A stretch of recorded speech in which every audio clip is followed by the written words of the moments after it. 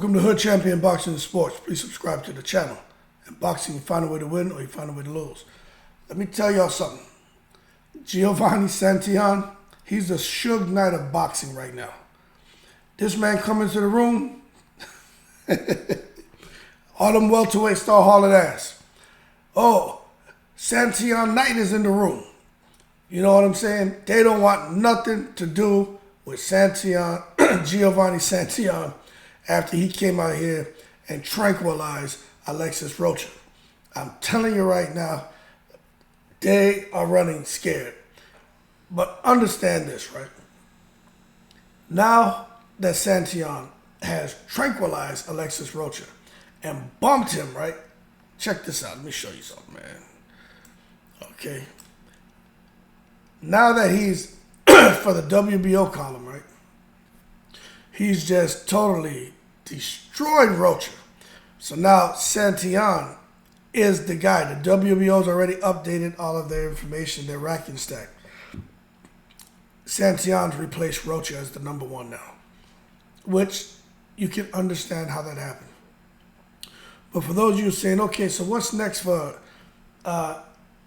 Giovanni Santillan Knight? I'm going to tell you what's next for the Death Row CEO, right? Forget Snoop Dogg. Nobody cares about him.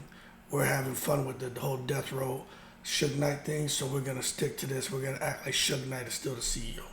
So for Giovanni Santillan Knight, now that he's the man, well, I think he's the mandatory to Crawford. But anyway, he's the number one ranked in the WBO now. So let's say, okay, what's next for him? We know it's not going to be Terrence Crawford. We all know what's going on with Terrence Crawford. All right?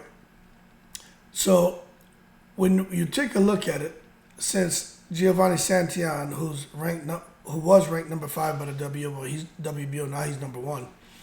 You got to look at them trying to make a fight with the number 2 guy, who's Cody Crowley.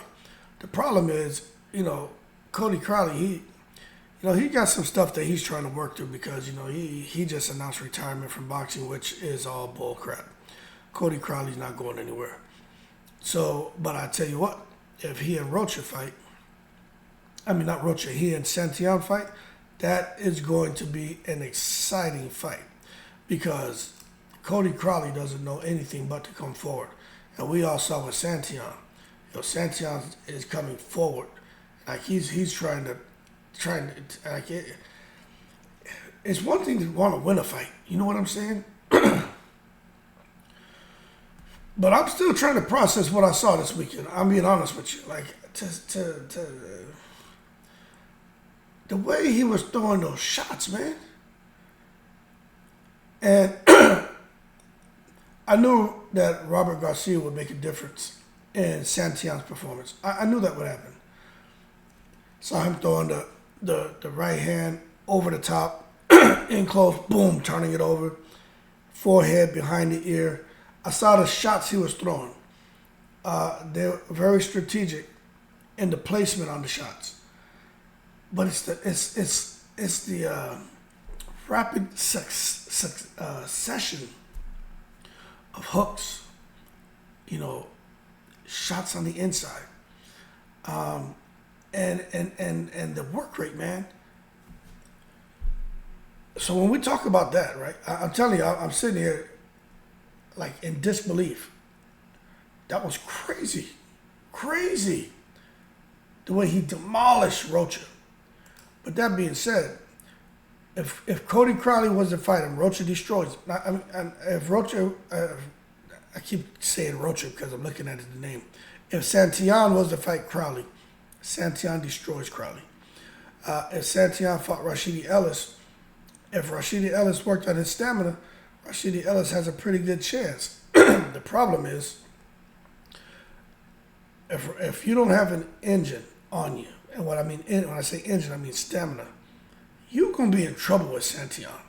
So for Ellis, I just think he's going to duck that fight. He's putting duck sauce on the fried rice. He ain't getting nowhere near Santillan. Now for Earl Spence, we already know what's going on with him and what he's trying to do at Crawford. Then after that, Jamal James, Josh Taylor. I do not think Josh Taylor is going to be sniffing around trying to make a fight with Santillan. But he may. He may, but what a way to welcome yourself, or what a way to be welcomed to the 147-pound division for Josh Taylor is to come to 147 after getting his butt beat by Teofimo Lopez. A lot of people gave him a pass for that loss because they felt like, hey, he was weight drained. But now he comes up to 147 where he should be 100%. And they tell you, hey, welcome to the division. You're facing this guy who just castrated Alexis Rocha. You're going to be like, no, sir, not today. And he's going to duck that fight. And I think his people will be smart to find a way to avoid what I think Santillan would just be a pitfall for Josh Taylor. When you look at the rest of the names, it doesn't matter. But I'm going to tell you right now, for Santillan, I don't know what's next. But I hope De La Hoya gives Blair Cobb to Santillan. Make the Blair Cobb fight. I don't know why Blair Cobb's not fighting, why they treating that man like that. I know he said some stuff about Virgil Ortiz, but damn, you're just going to come now. This man has the biggest win of his career, Maurice Hooker, and y'all just going to derail him, sideline him, not get this man fights. You got to help it make sense, people, because right now it's not. That being said, Giovanni Santillan, hey, if you're watching this video, ride that wave, champ, because you hot right now. But you can cool off. While you hot, get the biggest fights you can make, biggest amount of money you can make, and capitalize on that opportunity as well. Because once you cool off, it's over. You look at Blair Cobb, matter since we're talking about him, what he did with Maurice Hooker, you figure he would have been out of here. On to another big fight. Nope. Cooled off. Dead in the water. Zaire Rahim, when he beat Eric Morales, you figure he would have been out of here. Out of this stratosphere. On to a big fight. Nope. He cooled off. They didn't want to put him in there in big fights. Just totally jerked him. So for Santillan, you got to do what you got to do to stay active. Be like Austin Trout. When Austin Trout was fighting and he was active, that man was fighting all the time. He wasn't worried about getting a $4 million payday or getting a $500,000 payday. He just wanted to make sure he was getting paid. But when you look at him over the course of a 2-year period, that man made like $15 million because he was just staying active, staying busy. He didn't complicate the process.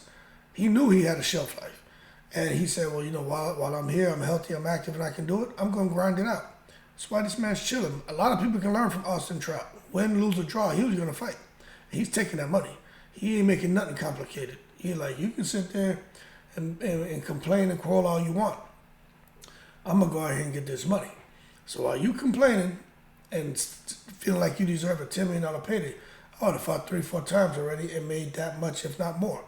While you sitting there waiting for, the one shot, one kill mega payday. So anyway, Giovanni Santillan, he's the Suge Knight of boxing right now. And I just want to say, anybody getting in the ring with him, welcome to death row.